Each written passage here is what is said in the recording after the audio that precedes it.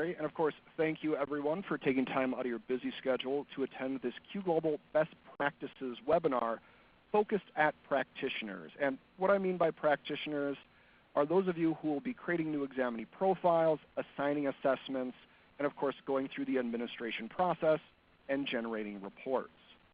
Now, really quick, as mentioned, we do have that chat function in the left-hand side of your screen. So if you do have any questions, please feel free to type them in. And I also have with me Chuck, Don, and Robin, who will be helping man the chat and answering any questions that we have. So again, thank you for those three for attending today and helping out. All right, so before I start any presentation, I always like to give you guys a brief rundown of what we're going to be talking about. And we're actually going to start with before logging in and talking about adding exceptions to your pop-up blocker to guarantee that the system works as intended, as well as what happens if you forget your username, password, or even get locked out of the account. Now, after that, we're going to log in, and I'm actually going to be doing a live demo through all of this. And when I log in, we're going to take a look at personalizing your account, such as changing your password, updating your user information, and even setting yourself as a default examiner. Now, after that, we're actually going to look at the various parts within the system that you can customize it. So again, right on the home page, so we have our Examinee tab, as well as within the individual's profile as well. And then we're going to look into the assessment. So how can we edit examinee demographics on the assessment page, restarting those digital administrations, and of course even editing these assessments before we talk about regenerating reports, any supplemental reports, as well as generating specific group reports, and of course multiple reports at once. All right, so I'm actually going to go ahead and share my desktop screen with you guys right now, so just give me 1 second.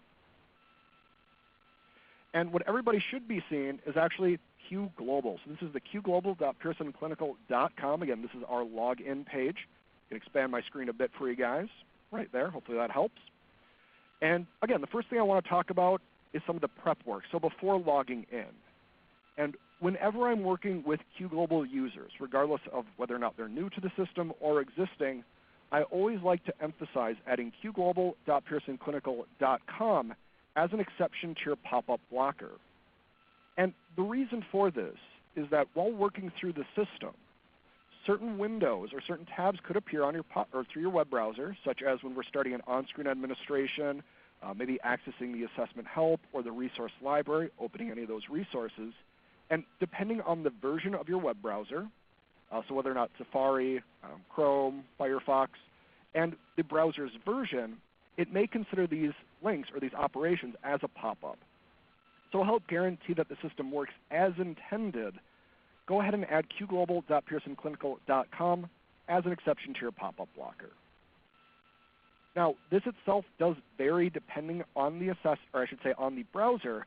For example, Chrome, we have this little icon right here, settings, but it's really easy to find this information if you just do a quick web search. So again, let's add this to our pop-up blocker at some point. Now, next, we even have a notification system right here, which established users are likely familiar with, just letting you know when we're going to be doing any updates to the system. Now, a frequent call that I get is by even established users that they've forgotten their username and password. And this could be from school psychologists who have a few months off during the summer, or maybe even private practitioners who don't use the system as often as maybe initially intended. And if at any time you forget your username and password, you can actually recover this yourself by using this Need Help Signing In link right here. So since I just clicked on it really quick, we are going to see two categories. So forgot password, forgot username. So by entering your email address, you can recover that username, and by entering your username, you can recover that password, or I should say reset that password. So two things to look for on that page. And the last thing that I want to talk about right here on the login is accidentally getting logged out. So kind of going back to my example, if you are a school psychologist using the system, maybe you have a few months off and forget your password, and you get logged out. If that's the case, that's not a problem. We've recently added a feature to Q Global that after 5 minutes, you will automatically be unlocked from the system. And you'll even receive an email when that happens letting you know that you were locked out. And again, Give yourself a brief window, and you'll be able to log back in. So again, it's going to help prevent you from having to give us a call. Everything's automated at this point in terms of getting into the system. So I'm actually going to navigate right into Q Global itself, so give me one moment to log in. And upon logging in, give my internet a moment to cooperate, it's automatically going to bring me to the home screen. And of course, the home screen are Examinee, Group Administration, and Report tabs. Now, in terms of personalizing your Q Global access, again, there's a few things that we're going to look at today, but I always like to start at the My Account link right here. And the My Account link is actually comprised of 3 different sections. So we see our user preferences, we actually see your inventory, so an inventory tab, as well as account information. Now, under user preferences, we can actually do a number of things. And the first and most obvious, by this big button right here, is to change your password. So if you would like to change your password at any time, you are more than welcome to do it right here. And that would simply allow you, by clicking on it, to enter in your old password and new and simply confirm it. And of course, we're always going to remind you of our criteria in terms of complexity and length. So again, you can always reset your password whenever you want. You can actually also edit your personal settings. And if we click the Edit button, we're going to see that I can actually adjust my username. So if I would like to change it, I can do that. And that might be an option or something you'd like to do if your account owner and administrator already pre-created one for you. So again, you have that option.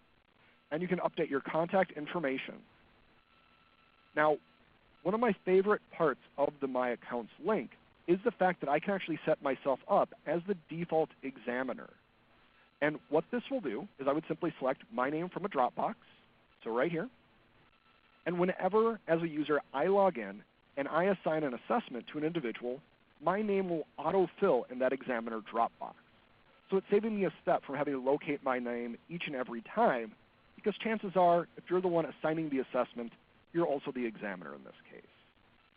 So highly recommend doing this. It's going to save you a step.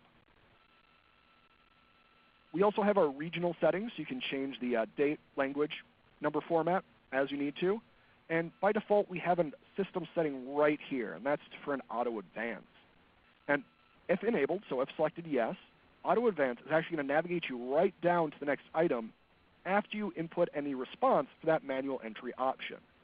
So you don't have to hit 1 tab, 2 tab. You can just hit 1, it's going to jump you down 2, and jump you down to the next category. So again, if you're primarily doing the manual entry, highly recommend making sure that is yes. It's going to save you a lot of time as well. Now, if we make any changes, of course, we want to save that. Leave us right here on the page. And let's jump to the next tab, Inventory. And I like to think of this tab as the My Inventory tab, because this page is actually going to show me all the inventory that is currently available to me as a user. And I always like to say available to me as a user, because that does not necessarily mean all of the inventory available on the account. So for example, if the account has subscriptions, I'm only going to see a subscription if it has been assigned or allocated to me as a user. I'm not going to see all 100 subscriptions that may have been purchased. It's just going to show me what's available to me. And because I can only have at max 1 subscription type, so 1 BASC3 subscription or 1 BASC3 report with intervention subscription, it's simply going to show me that one and when it expires. Now, additionally, it's going to show me any of the assets, so any of those digital resources that are assigned to me, as well as any usages that are currently being shared with me.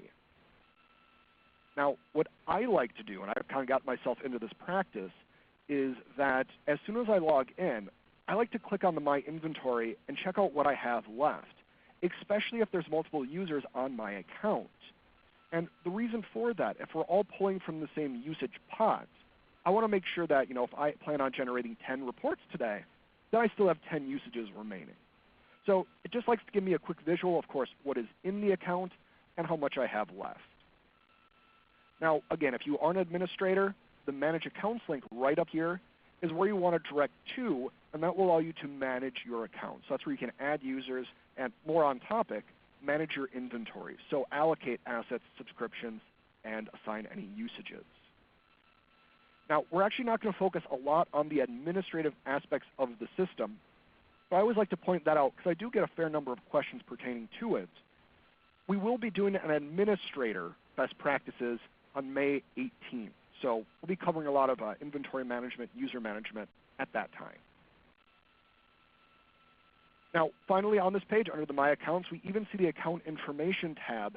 And within this tab, we're going to see your account information. So again, who that account owner is. So if you need any assistance, maybe you need a few more usages for them to allocate to you, your account number. So if you are purchasing, again, another admin part right here, if you do need your Q Global account number, it would appear right here. It'd be a 6-digit number for you. And if you guys are doing any importing into Q Global, you're going to need your system ID for that. And each account has a unique system ID. Here's where you can find that as well. So again, a lot of great information. If you need to contact one of the administrators on the account, order any inventory, and or import. All right, so with that in mind, I'm actually going to navigate back to the home screen, and let's actually talk about navigating here, starting on the Examinee tab, because there's a few things we can do right here as well. Now, the first is that this table actually has 3 different views, and I should say 2 views, I'm sorry. It has our active and inactive.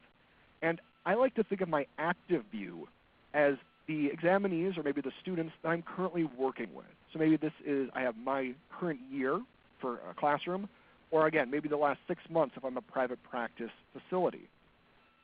And I like to think of my inactive as any individual that I'm currently no longer assessing, or maybe I won't be working with for maybe a year or 2 down the line until I have a follow-up, or again, maybe they moved on to a different school or district. Now, if you do want to move an individual to an inactive state, we can simply select them. So let's find this sample individual right here. And we can do Move to Inactive. And that will simply move them to the inactive state. Again, just kind of clearing up our list a bit. So you don't have to delete everybody if you don't want them on there. I like to move them to inactive. Clears things up quite a bit for me. Now, also on this page, so in this table, this Examinee table right here, in the bottom left-hand corner, we're actually going to see this little icon right here. And that's our Choose Columns icon. So if I go ahead and were to click on it, it's actually going to bring up this table, or this window, labeled Edit Table.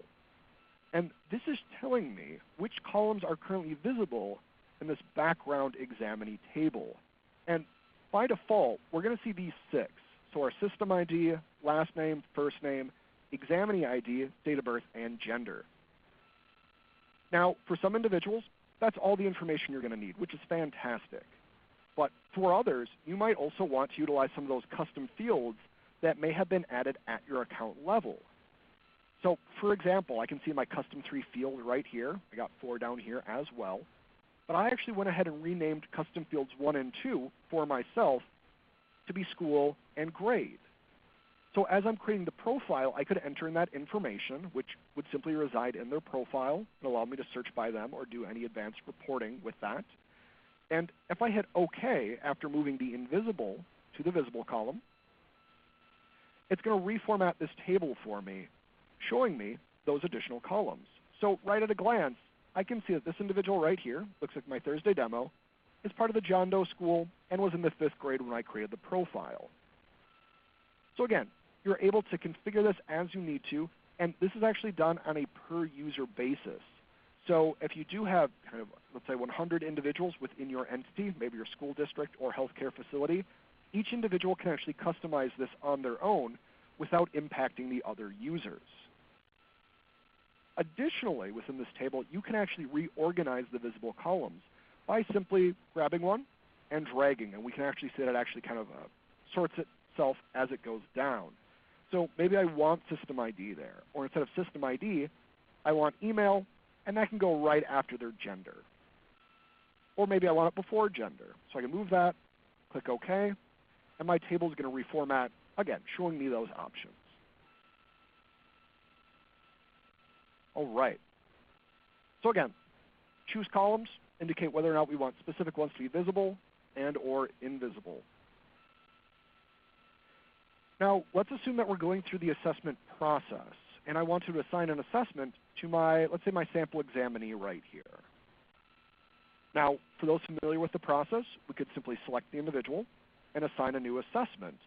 And this is actually going to open up the assessment window, automatically navigating us to this All Assessments window, which does display all of the assessments available in Q Global. And I always like to mention that, again, it is all the assessments. It's not just those that you have inventory for. And that's because everybody in Q Global has the same license in which the portfolio of assessments contains all of the assessments. So a little behind the scenes right there. So with this in mind, we're going to have to sort through this list whenever we want to assign an assessment. And I highly recommend using the favorites feature. Now, for those of you familiar with, let's say, Chrome or Firefox, whenever we're bookmarking a web page, we're actually going to see this little star icon, if you can look at the upper right-hand corner of my screen. And if I was to click that, it's going to bookmark the page, again, making it easier for me to navigate back to that web page. And in a similar fashion, we've incorporating a favorited aspect into this window, as represented by these white stars. So let's say I'm an individual and I've just purchased some BASC3 inventory, let's say some BASC3 reports. So if I type in the BASC3, we're going to see that the table itself reorganizes, showing me only the assessments that start with BASC-3. And let's actually go a step further and say that I'm only going to be focusing on children, so maybe the parent, teacher, and self forms for children. So what I can do is I can scroll down and I can find my parent form, and I can click on that star to favorite it. Let's go ahead and do that for the self and teacher form as well. And what this is going to do is as soon as I favorite it, if I click on this My Favorites tab, it's automatically going to show me those assessments that I favorited. So it really goes, I should say, it really takes a step to, again, knocks off one step. So I don't always have to search for that assessment each and every time. I can just find them right here. And I like to think of these as not only the assessments that I have inventory for, again, be able to generate BASC3 reports when I have that inventory, but more specifically the assessments that I administer frequently. So again, the BASC3 report could cover adolescent, college, even preschool, as well as the self. But if I'm not working with those demographics, I don't need to favorite them. Now, we actually updated this recently.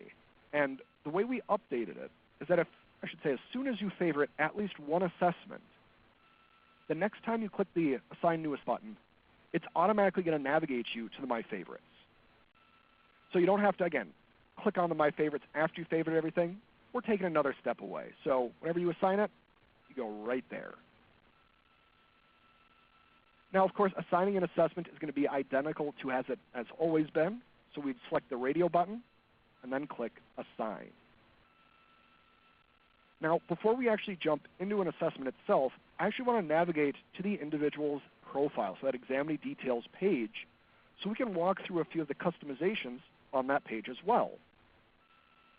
Now, just as a quick reminder, to navigate to an individual's profile, what we're going to want to do is simply locate them in our table. So again, let's pick on my sample examinee right here. And as we hover over their row, we actually see that it turns green, giving us that nice visual that this is the individual we're currently selecting. If I click on that row, it's going to navigate me into their profile. So again, into that Examinee Details page. And in just a moment, when my internet cooperates, we're actually going to see that it's going to show me that Examinee Details, and it's going to show me the first and last name, again, ID number if I endorsed it, which I did in this case, as well as their date of birth, gender, and all of the assessments that I have assigned to them. So I'm just going to refresh it quick, see if my internet connection wants to cooperate with me then.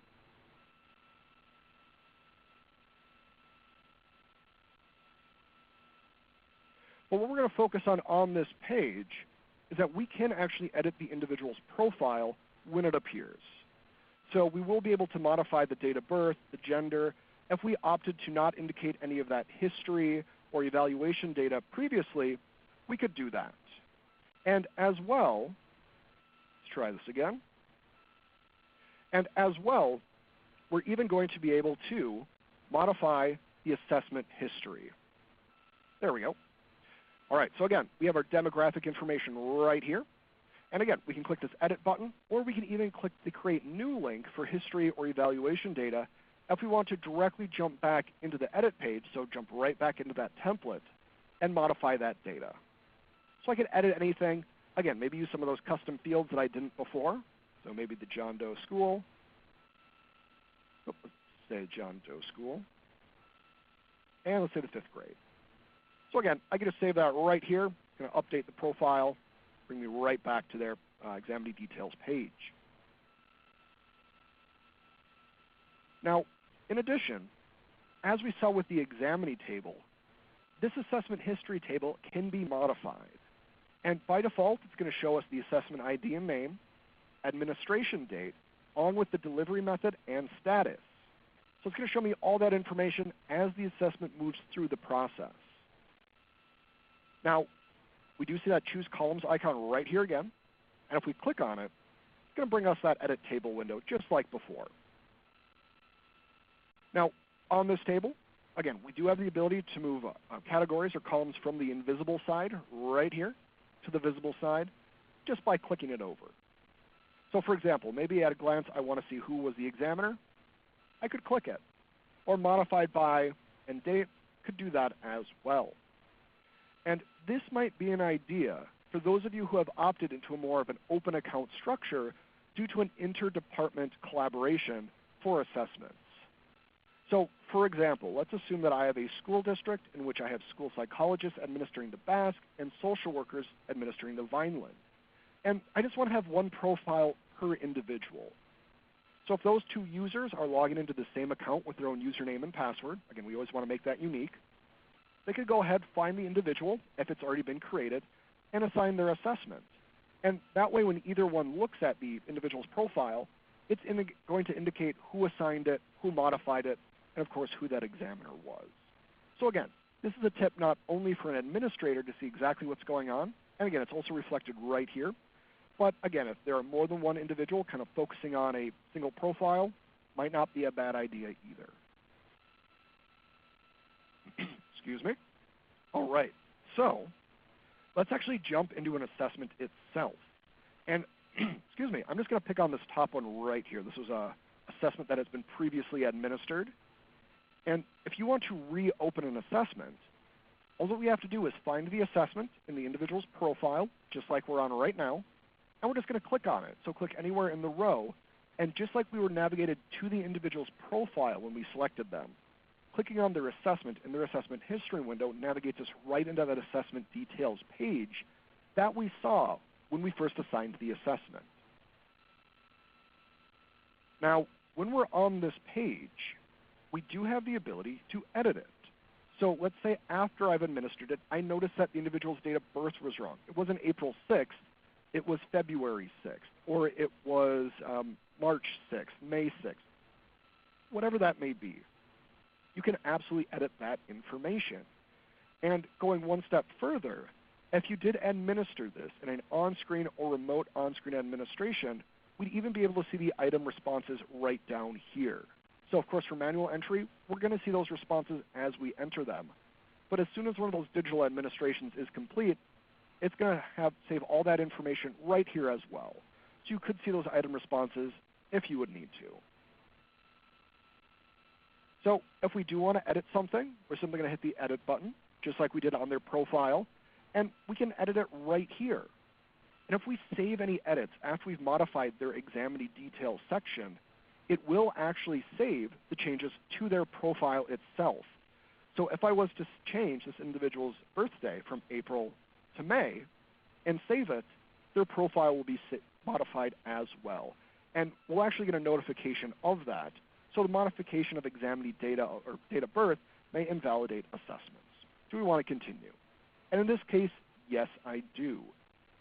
Now, that reminder, again, is simply letting us know that if we do change the date of birth and we have already generated the report, we're going to want to regenerate that to make sure all the norms are consistent with any of those changes. So if I did change the date of birth, I'd want to do a quick regenerate just to make sure that all the scores still align based on where they were. Because of course we want to provide the most accurate results to the individual when it's generated. And of course, as a reminder, regenerating reports in the system does not cost any additional inventory. So if I do change the date of birth, I can go ahead and simply regenerate it, and it's not going to cost me any additional usages. So that's not a problem. So I can select it really quick, give it a few moments to process, and we'll see that inventory needed will be stated as 0. But again, if I hadn't generated it, it would still show up as 1. Of course, that's going to stay consistent depending on the status of the assessment. There we go. So perfect. So inventory needed, 0. All right. So give it another moment or two to process. So again, we can edit the examining demographics. We can change any information. So let's say an individual did leave a response blank on the BASC-3, as they can when doing a paper form. We can always edit it if they said later, oh, I know, or I wasn't sure, so I skipped it, but now I'm confident. We can always, again, add that, regenerate it, and you're good to go. Now, if we are doing an on-screen administration, and even a remote on-screen to a parent or teacher, using the BASC as an example, we can even restart on-screen and remote on-screen administrations.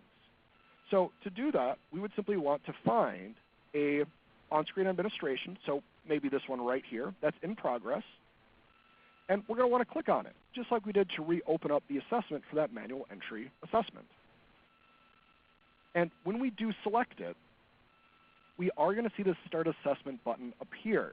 And for those of you who are frequent on-screen administration users, you're going to remember that this is actually the same script, the same button that we saw to initially assign the assessment. So all that we're doing is we can't modify anything because, of course, the assessment is in progress, as indicated right here. So if we did want to go ahead and start it, we would simply go ahead and click Start Assessment. And as a reminder, anytime we start an on-screen administration, we are going to get this notification simply reminding you to make sure that your test session is secure whenever we allow a third party with access to our computer. So I can just click I acknowledge, again, making sure that it's secure. It's going to open up that new tab on my web browser. It's going to bring me right back where the individual was, so exactly that page, as well as any previously endorsed items right here. So we can see I ended on item 4 when it was closed. That's fine. And if it is closed again for whatever reason, I can just simply relog back into QGlobal, like I'm going to do right now, and I can actually go ahead and restart the assessment in the exact fashion that I just did. So I navigate to their profile, so I can just click on it, and then I click on the assessment to get right back to that assessment details page. Now, kind of bringing this back full circle to what I talked about right at the beginning with that adding qglobal.pearsonclinical.com as an exception to your pop-up blocker. As we noticed, when I did start the on-screen administration, it did open up a new tab on my web browser. And again, depending on which browser you're using and its updated version, it might consider that as a pop-up. So if you don't have that as an exception and you're trying to start an on-screen administration, it may look that it's just logging you out. But again, for those established users, you may recall that whenever we do start an on-screen administration, it will always log you out to guarantee that at the very least, your QGlobal test data is secure, which is an added precaution if you do not choose to launch that test session log. So just a heads up, real example right there. So that's how we can restart the on-screen administration, and of course, that can be closed, restarted as many times as needed. But let's take a look at the remote on-screen administration, because what happens if the individual deletes the email or they never received it for whatever reason and you want to resend it? Can you do that? And the answer is absolutely. So what we'd want to do is we'd want to find an assessment, so in this case maybe a remote on-screen administration that has already been sent. And in this case, I don't have one that's in that in progress, so I'm going to go ahead and assign one. So let's say I want to send this to a parent. I'm going to select the parent, click Assign. Give it a second to process, bring me right into that assessment details. Of course, I want to select that remote on-screen administration option, and I'm going to enter in the information. So let's just say this is Mother Examinee, and I'm going to put my email address, just so we can see what happens when we actually receive that email. So preview and send invitation to send that just like normal. We haven't done anything right now, or we haven't done anything different up to this point. Now, since we're on this page, let's do a quick recap. And whenever we do select to preview and send the invitation, it actually brings us to this assessment invitation email preview page, in which case we are going to see the recipient who we're sending it to, in this case my mother examinee, along with their email address, a subject line, the ability to copy yourself on the email, so it just CCs yourself on that, as well as the invitation that's being sent out as well. Now, Q Global itself has 4 different system-generated invitations, and we have a English language for the rater, English language for the examinee, as well as Spanish versions for both the rater and the examinee. And we can select those templates from right here by clicking on the drop-down and selecting our appropriate template. Now, depending on how often you're going to be using the remote on-screen administration, it might be a benefit, or at least an interest, to actually create your own custom templates. And we can do that by modifying this default system-generated script. And to modify it, just like any other email, we're simply going to click in the appropriate text field, and we can add text as needed. Of course, you guys would add the appropriate text. And of course, we can reformat this based on how we want it to end up. Now, if you want to customize this a bit more, so it actually pulls information from the system, so you don't always have to write, dear mother examinee, your child sample examinee, is being assessed at our clinic, kind of go on. We actually have tokens built within the system, and those are represented by these brackets right here with the appropriate script and underscores between the words. And a token, I like to think of it as kind of a substitute or a placeholder for system-endorsed information. And what I mean by that is when I send this email by clicking the Send Invitation button, it's actually going to pull this bracketed text from the entered field. So recipient first name will be pulled from the recipient first name box or field right here. And the examinee's name will be pulled from the assessment details and their saved profile. So again, we can actually have this do a lot of the work for us. And if you would like to create your own, and maybe you like to utilize some of these tokens, we actually have a token button right here. So you can click it and click on which token you would like to add to your email. Now, one of my favorite examples is, let's say I actually want to send this to the individual, so send this to mother examinee, and I want it to say what test I'm actually giving them, because maybe in my intake I've mentioned that I'm going to be sending them the BASC. So they just want to know. What I could do is simply remove some of this text, so maybe say and add a token. And maybe that token is going to be the product name. So if I select the product name, when I send it, it's actually going to say BASC3 PRS child for sample examinee. And of course, as we add these, we just want to make sure that our format stays consistent with the way we want it. So again, that way you could create one universal email for maybe your practice, private practice, healthcare, school, or you could even craft a specific one based on the assessment, like this is a behavior assessment, here's the type of questions you're going to be asked and responses that you're going to be looking for. Now, beforehand, I actually went ahead and created a custom template so we can take a look at that. So if I wanted to apply a previously created one, I should actually take a step back. If you would like to save your template, got ahead of myself, we do have the Save as New Template button right here. So let's say this is exactly how I want it. I can go ahead and hit Save as New Template, and I'm going to be prompted to give it a name. So maybe Brain Body Clinic, intake, or John Doe School Invitation to Complete Questionnaire. I could add that right here. After that, I'm going to want to indicate who I'm sharing it with on my account. So if it's private, only I can see it. Or if I do want to share it with other users on the account. And if your account does contain sub-accounts, public is only going to show it to those individuals on your sub-account. And public to all accounts will show it to everybody. So all users, including those in sub-accounts.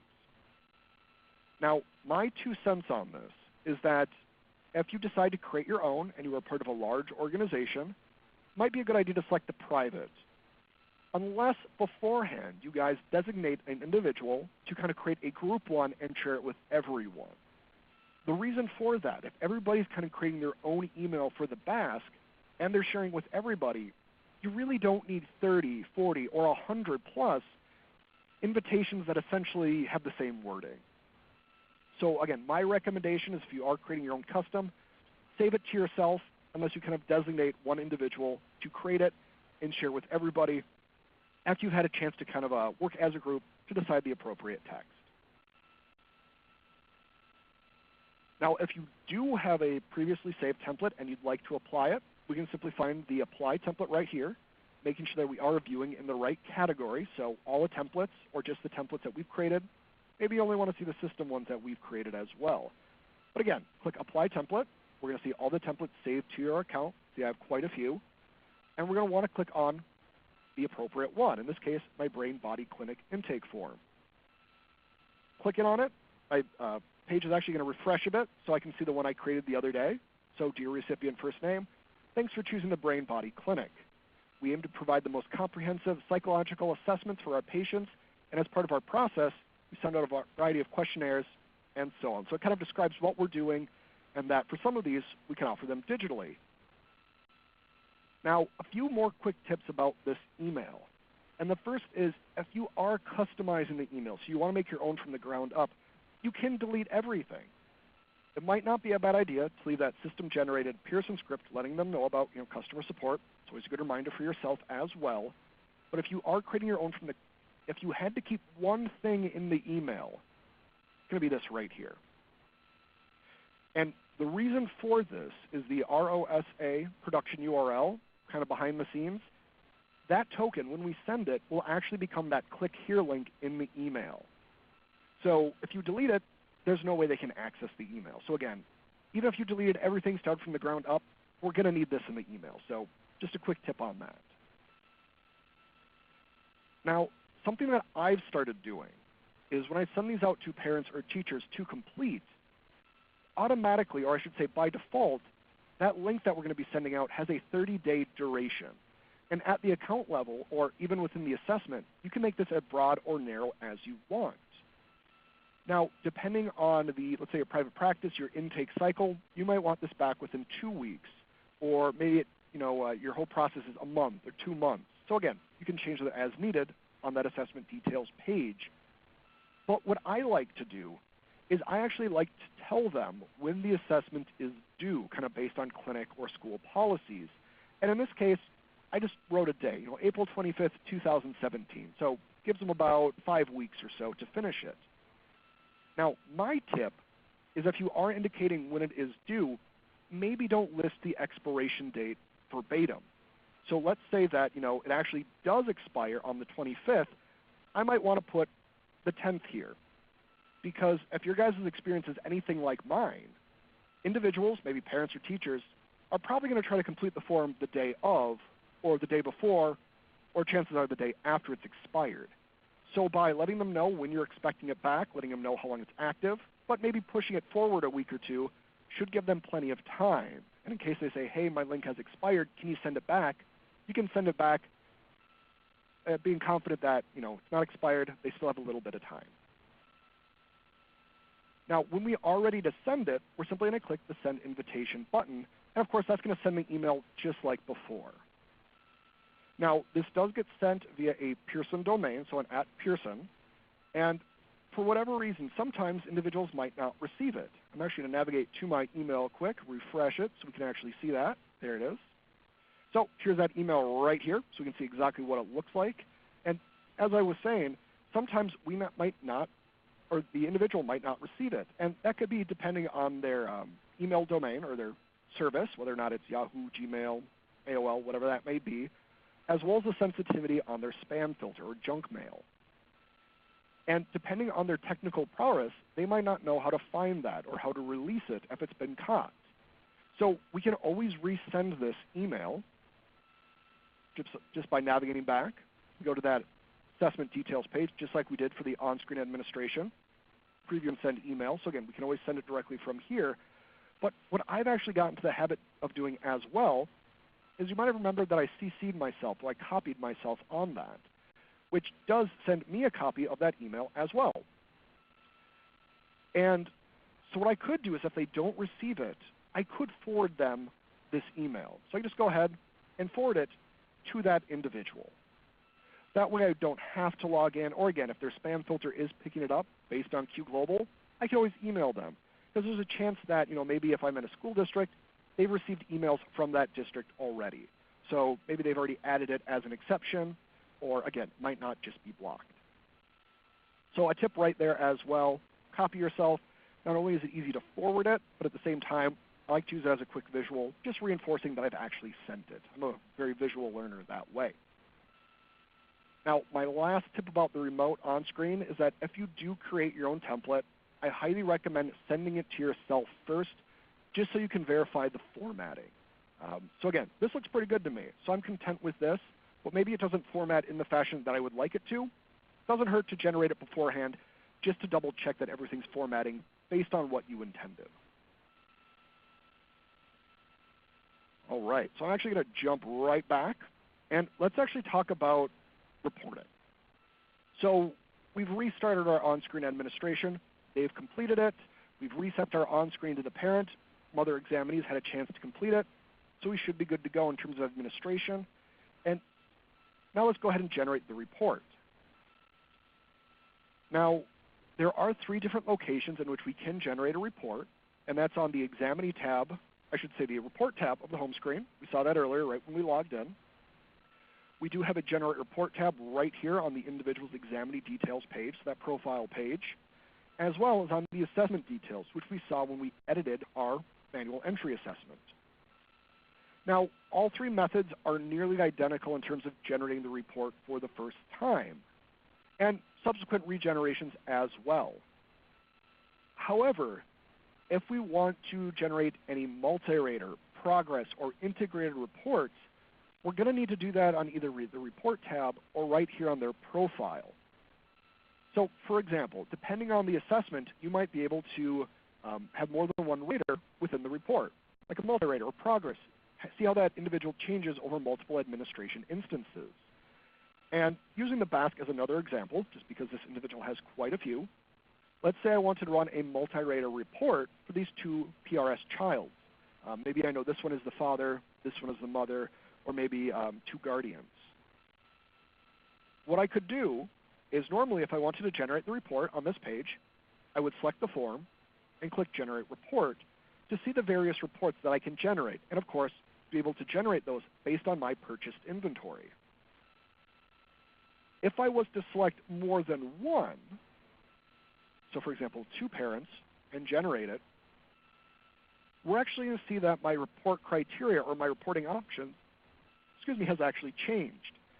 So I can generate an integrated report, or a multi-rater, or maybe if this was the same individual, that progress report. So there are multiple reporting options available.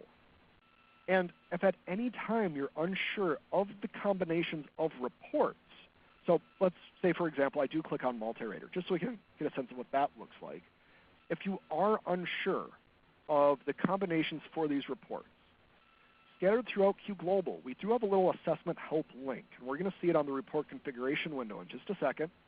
And we actually also saw it when we were on the assessment details page. There's a little assessment help to the far right of the item entry page, or that item entry tab. So right here.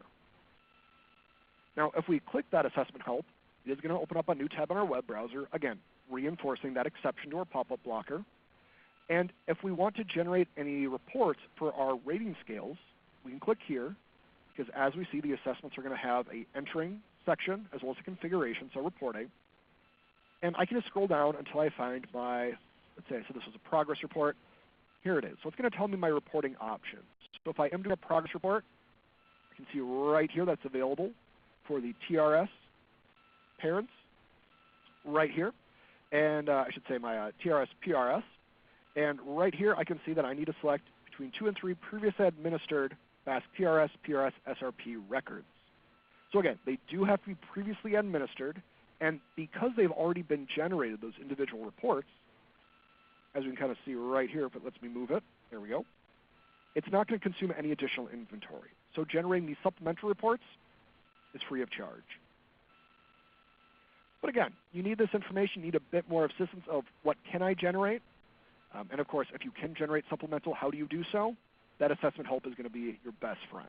Again, it details all that information right here. All right. So again, we can regenerate reports that way, even do supplemental reports. And finally, I do want to talk about the last two reporting options that I want to focus on. And that's going to be generating multiple reports at once and generating assessment-specific group reports. Those are available for select assessments within the system. Now, if we would like to generate multiple reports at once, or again, a group report, we do need to focus on this report tab right here. So when we click on it, we're going to see two different categories, and it gives us the option to generate a report for one examinee or to generate a report that includes more than one examinee. And this is the option that we want to select if we're just generating a standard report or maybe those multi-rater progress reports, so just like we did. But we are going to want to select the the report type that includes more than one examinee if we do opt to generate multiple reports at once or a group report. So I'm going to select that option, and we are going to see that my page restructures. And this option comprises of two different tabs. We do have our Generate Report tab and our Report Download tab. Because what's going to happen is as soon as we do configure this, it is going to submit it for processing. And depending on how many reports we're selecting, it may take a few more moments than just generating one report at a time. Now, this process is actually nearly identical for both multiple reports and a group report, but let's walk through one of each really quick. So first thing that we're going to want to do, let's say I want to generate multiple reports at once. I'm going to jump down to section 1 right here and enter in the report that I want. So continue with the BASC. Let's just say I want to generate a BASC report. So I'm going to select the report type. It's my score report. And then the page is going to refresh, prompting me to select the assessment name. So let's say that I just got a lot of parent forms back. Let's select the PRS child then. So that's going to allow me to generate all these at once. And just a quick word of just giving you a quick notice that it does prompt you to only select one form at a time. So like parents, then I can do it again, teachers, and self. So just a heads up on that. After we do select it, and of course we do have the option to search for reports right here using this link here, using the same favorites feature that we saw when we assigned an assessment, and so on. So you can always, you can always favorite commonly reports. We do also have a section 2, which will allow us to add any supplemental information. And that can be by when the administration date is, or if we expand it, the administration status, its delivery method, as well as demographic information, and even some of those custom fields that we saw earlier. So maybe I want to generate everybody at the John Doe School within my Derrick Demo School District. I could do that by utilizing those custom fields and that text that I entered earlier. Now, if you are an administrator and want to generate all reports at once, kind of for all the PRS childs across your account, and your account does utilize sub-accounts, we want to select this Include Sub-Accounts option right here. And that will include all the sub-accounts in our search as well. After we've entered in our criteria, what we're going to do is click Search. And that's actually going to search through the account and find us all the available records based on our criteria. So all the BASC reports that have that PRS form, so that assessment form, and we're going to see them all right here in this table. So I'm going to expand that a bit. There we go. And we simply have to select the ones that we'd like to add to the report. So we can simply select each individual individually, and we are only going to be able to select those reports in a report generated or ready for reporting status, as indicated by their status right here. Or what I like to do is just click this link right here. It just selects everybody for me in my table. Makes it a lot easier, especially the first time I'm doing it. After I've selected everybody, I'm going to click the Configure Report button. And that is going to compile everything and allow me to configure how I want this group, or I should say these multiple reports, to be processed. So let's give it another moment or two to pull up that report configuration window. And it's going to look very similar to what we saw before, because again, we're simply regenerating those individual reports. So give it another moment or two to processing it pulled up. There we go. And it is going to show us our available inventory, as well as the record selected, inventory needed. And in this case, all my reports have already been generated, so it shows 0. And of course, if I still had some in that ready for reporting status, it would indicate how many records I would need by that appropriate number. After I've configured all those reports, again, even selecting if I'd want it in Adobe PDF or for a majority of the documents, Microsoft Word format, we can generate the report. And when we're generating multiple reports at once, we are going to see this output window that's simply going to prompt us to select how we want to generate these and, of course, download them. And our two options are going to be, the first and the default one is going to be a single file. And that is going to essentially generate all the reports into one continuous Word document or one continuous PDF, which makes it really easy for printing. So you'd only have to print one document.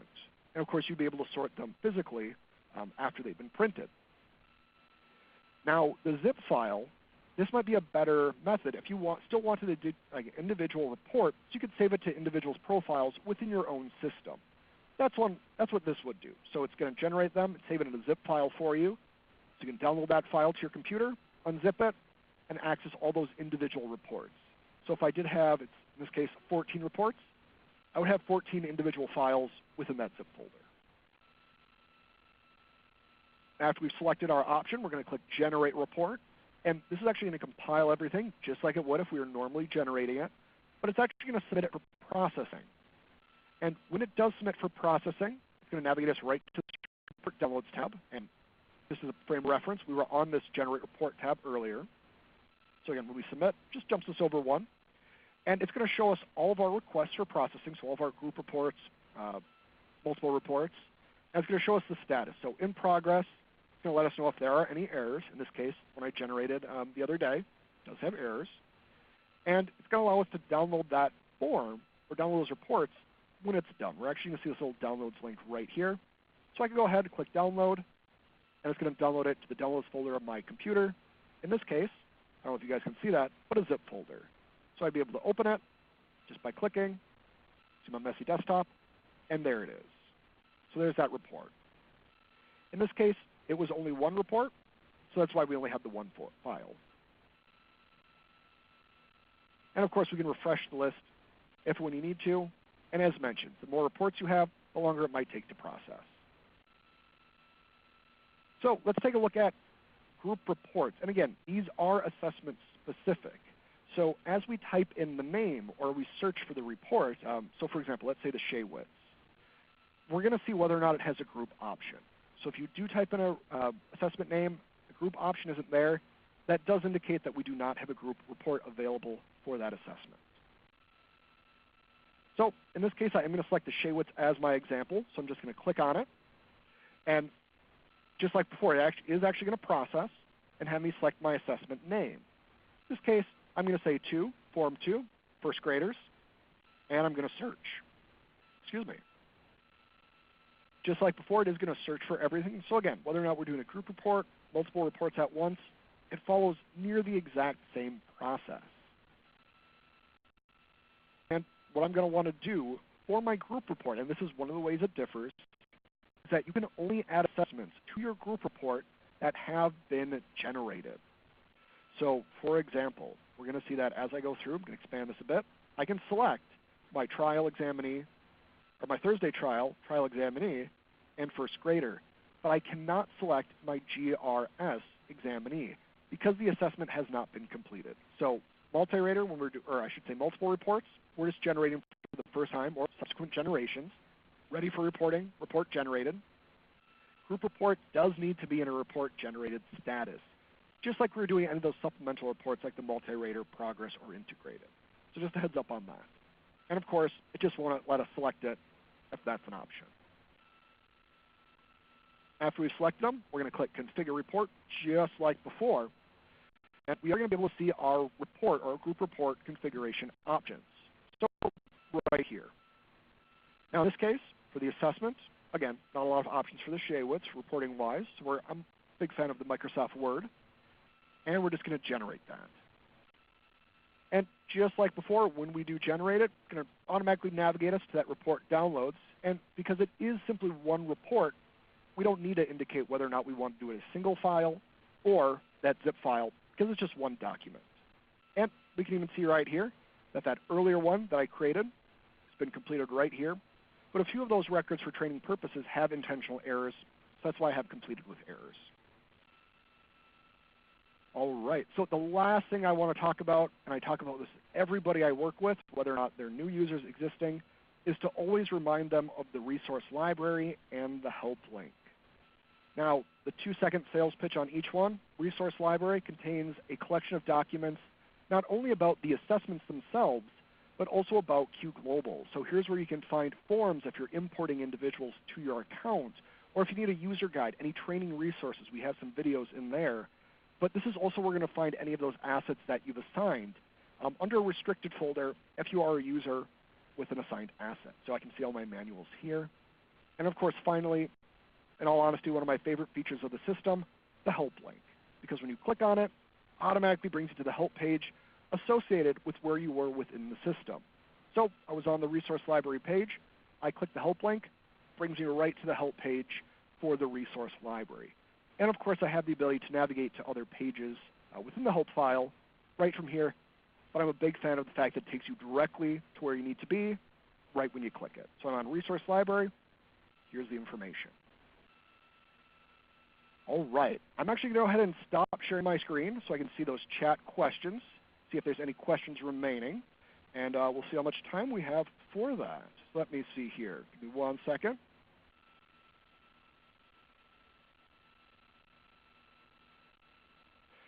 So, let me see here. I do see some questions about assessment-specific things. So for example, when selecting the assessment, they're only seeing one option versus the other. Not all assessments do have both the, I should say for reporting, not all assessments do have a Microsoft Word version. Some will only have a PDF at this time. We are working to add more. And we'll be adding those as we go through. So if you do click on the drop-down, it only says PDF. Unfortunately, that's the only option we have at this moment. Let me see here. I do see a question about the group administration. So what's the group administration? That's actually a great question, and that was the second of the 3 tabs we saw as we navigated through. And for select assessments, you can actually administer them to a group. And by group, I always like to use my example as like a proctored session. Like let's say we're doing police candidate screening, and we might have individuals go into a room, view all those questions. We'd be able to work from there. So we could administer it to a group and either add existing profiles to the group, or we could even allow them to self-register. Now, this does utilize the on-screen administration, and again, it's designed with individuals kind of sitting in a computer lab and being administered the assessment right on their screen. So the MMPI is a great example. The GRS, the Gifted Rating Scale, is another great example in which we might want to screen everybody at the school at once, maybe the first grade class. So that's when we would predominantly use the group administration. And again, that does allow us to digitally administer select assessments. Again, it's not for all of them. On the screen of like a computer, like in a lab, in a classroom. All right, I see that we have 1 minute left, so I'm going to try to pick out 1 or 2 more questions.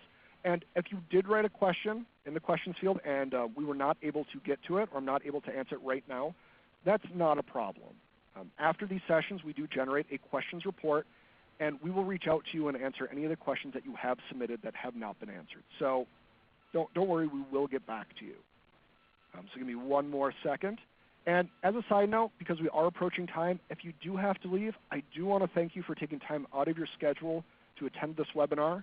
We will actually be doing an administrative one on May 19th, so very similar, but we're going to be talking about administrative aspects, again, managing inventory, users. And upon leaving the session, you will actually be presented with an inventory, or I should say a brief questionnaire. Just let us know how we did. Any questions? Again, maybe you were hoping we'd focus more on a different topic, maybe one we didn't have time for. Let us know. I do actually go through and read each and every comment, each and every question, suggestion. So again, please let us know. We're always looking to improve these, and again, add other sessions in the future. All right, so we actually are at time. I do see some questions coming in. So I will actually get back to you guys individually and answer those questions. I do see some are instance specific, so that might be better to take offline. So again, I'll get back to each and every one of you. In the meantime, I do want to thank you for attending, and we hope to see you online down the future. And again, my contact information is in your handout that you should have received. If you have any questions, shoot me an email, give me a call. Be more than happy to answer those. And again, thanks for attending. We'll see you online down the road. Thanks, everyone.